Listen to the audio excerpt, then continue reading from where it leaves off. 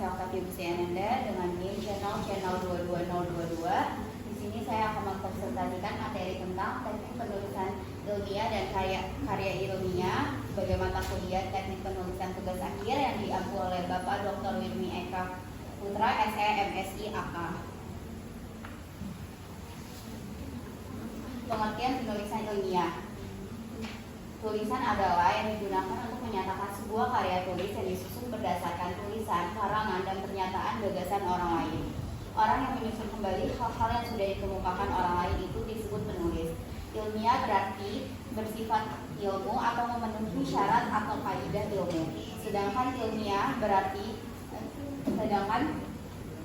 karya ilmiah adalah suatu karya yang memuat dan mengkaji suatu masalah tertentu dengan menggunakan kaidah-kaidah keilmuan. Artinya, karya ilmiah menggunakan metode ilmiah dalam membahas permasalahan, menyajikan kajiannya dengan bahasa baku dan tata tulis ilmiah, serta menggunakan prinsip keilmuan yang lain seperti objektif, logis, empiris, berdasarkan fakta, sistematis, lugas, jelas, dan konsisten. Ciri-ciri karya ilmiah. Yang pertama, ditulis secara sistematis sehingga antara topik dan subtopik saling berkaitan dan mengacu pada topik utama.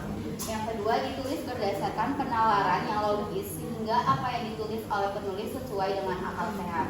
Yang ketiga, tulisan didukung oleh data objektif, yakni data yang teruji kebenarannya secara empiris. Yang keempat, objektif, yakni ditulis atau dibukukan untuk individu atau kelompok-kelompok tertentu. Yang kelima, argumentasi teori yang benar, sahih, dan relevan.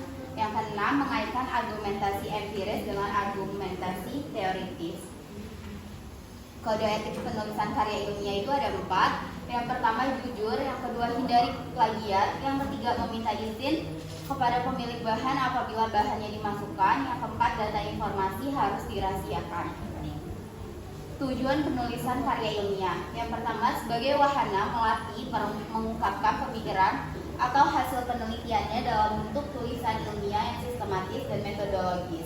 Yang kedua, menumbuhkan etos ilmiah di kalangan mahasiswa sehingga tidak hanya menjadi konsumen ilmu pengetahuan, tetapi juga mampu menjadi penghasil atau produsen pemikiran dan karya tulis dalam bidang ilmu pengetahuan, terutama setelah penyelesaian studinya.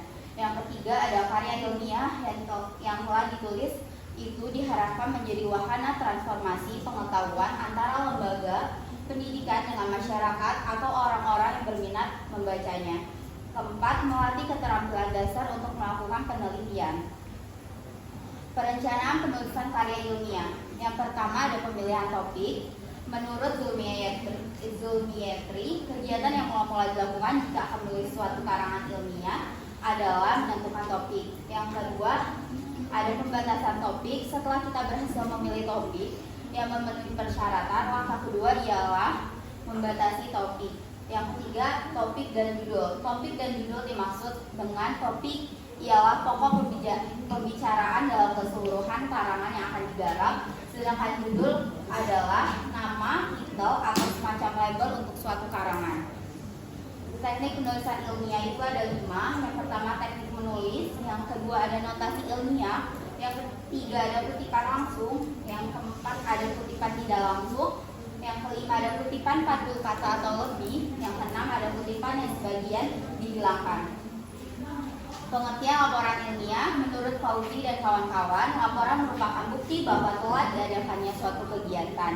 Demikian pula dengan laporan ilmiah merupakan bukti tentang suatu kegiatan ilmiah, misalnya penelitian. Laporan ilmiah atau karya ilmiah merupakan sebuah karya tulis ditulis berdasarkan data dan fakta dengan mengedepankan prinsip-prinsip ilmiah. Menurut Dwiloka dan Diana, laporan ilmiah merupakan suatu dokumen yang berisi tentang kegiatan yang dilakukan oleh peneliti dalam memecahkan fenomena secara jujur, jelas, dan tepat. Tim menyatakan dalam laporan ilmiah, peneliti menyampaikan prosedur dan hasil penelitian serta implikasi hasil penelitian dalam hubungannya dengan pengetahuan di bidang yang diteliti atau pengetahuan lain yang terkait dengan bidang yang diteliti sehingga dapat dimanfaatkan oleh pihak yang membutuhkan. Tujuan laporan ilmiah. Yang pertama, menyebarluaskan hasil penelitian supaya diketahui oleh pihak lainnya. Yang kedua, data, informasi atau kesimpulan dari laporan ilmiah dapat dijadikan sumber referensi bagi khalayak, sasaran, atau peneliti lainnya untuk melakukan kelanjutan dari penelitian sebelumnya. 3. Laporan ilmiah dapat digunakan untuk pengambilan keputusan. Khalayak sasaran. Khalayak sasaran adalah pihak yang mempunyai kepentingan besar dari hasil penelitian. Pihak ini biasanya merupakan bagian terbesar mengapa seorang peneliti membuat laporan ilmiah. Dengan kriteria tersebut, khalayak sasaran dibagi menjadi 3 bagian, yaitu masyarakat akademis, sponsor penelitian, dan masyarakat umum. Agar laporan ilmiah dapat mencapai khalayak sasaran, maka harus memperhatikan hal-hal yang terkait dengan segmentasi khalayak, yaitu pertama, tingkat pengetahuan dan pemahaman khalayak sasaran. Yang kedua, hasil penelitian bermanfaat dan sesuai dengan harapan khalayak sasaran. Yang ketiga, menentukan media yang cocok untuk mengkomunikasikan laporan ilmiah. Struktur laporan ilmiah itu ada 11. Yang pertama, halaman judul atau cover. Yang kedua, halaman pengesahan. Yang ketiga, kata pengantar. Keempat, daftar isi. Yang kelima, pendahuluan. Yang keenam, tinjauan pustaka. Ketujuh, latar belakang penelitian. Ke-8, pembahasan atau hasil penelitian. Ke-9, penutup. Ke-10, daftar pustaka. Ke-11, lampiran.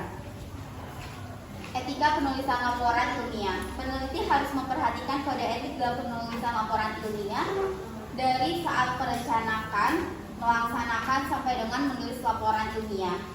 Peneliti mempunyai kewajiban baik terhadap subjek penelitian maupun profesinya. Berikut ada 3 hal yang berkaitan dengan subjek penelitian yang perlu dilindungi. Yang pertama, subjek harus dilindungi dari kerugian fisik dan kemungkinan kerugian apapun. Yang kedua, subjek harus mengetahui sifat dan tujuan penelitian dan mempunyai hak untuk bersedia atau tidak untuk berpartisipasi. Yang ketiga, subjek harus dihormati dalam hal-hal yang bersifat pribadi.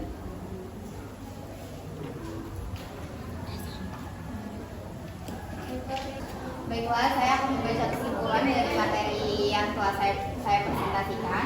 Karya ilmiah adalah suatu karya yang memuat dan mengkaji suatu masalah tertentu dengan menggunakan kaidah-kaidah keilmuan. Laporan ilmiah merupakan bukti tentang suatu kegiatan ilmiah, misalnya penelitian. Laporan ilmiah atau karya ilmiah merupakan sebuah karya tulis yang ditulis berdasarkan data dan fakta dengan mengedepankan prinsip-prinsip ilmiah. Ada beberapa hal yang harus diperhatikan saat menulis.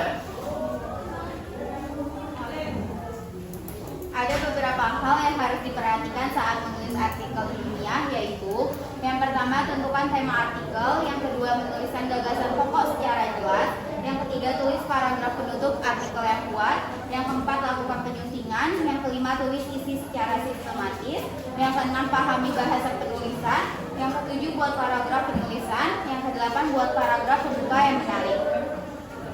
Baik, sekian presentasi dari saya. Bila ada kurangnya mohon dimaafkan. Wabillahi taufiq wal hidayah. Wassalamualaikum warahmatullahi wabarakatuh.